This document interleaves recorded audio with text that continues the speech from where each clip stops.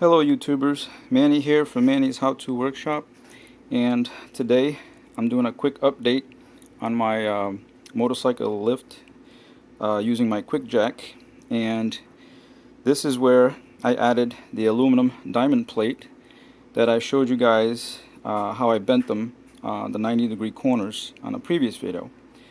So as you can see, I have completely covered the bike platform with that 16 gauge aluminum diamond plate sheet metal. So basically all you need for this project, if you decide to do yours, is a drill driver, a tape measure, and some number 8 3/4 inch Tech screws, and that's it.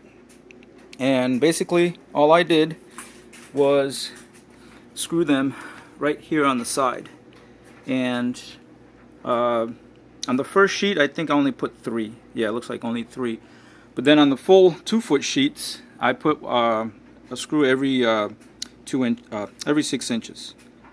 That way there it just keeps it nice and lined up and makes everything sequential, because I'm a stickler for details. So basically just to make sure everything's dress right dress. Military term, for those of you out there in military, you know what I'm talking about.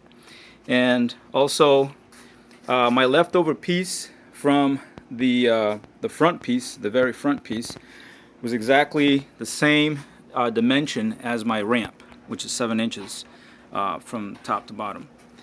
And you can see I also added that on there, and screw that down as well with the same 3/4 inch screws.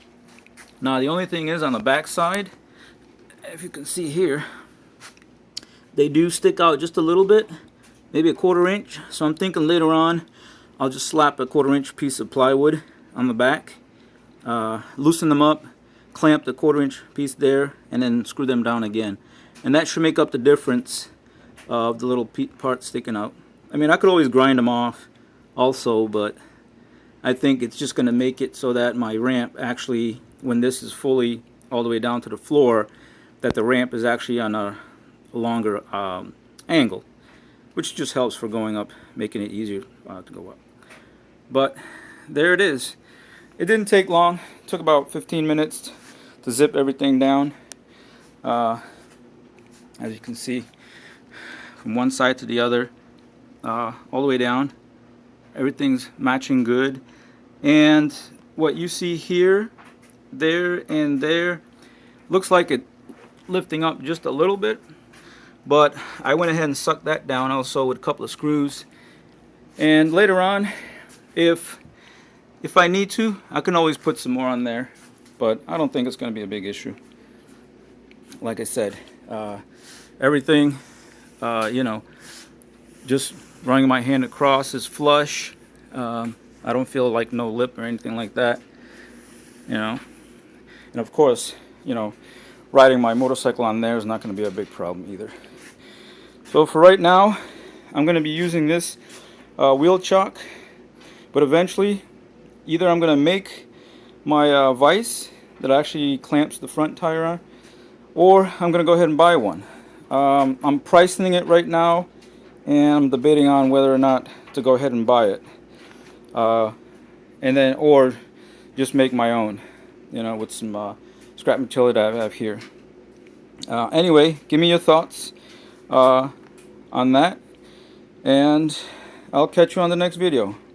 So please go ahead, give this a thumbs up. Please subscribe to my channel if you haven't done so, and comment below what you think, and I'll catch you guys next time. Hope you're having a great week. Take care, you guys. Bye.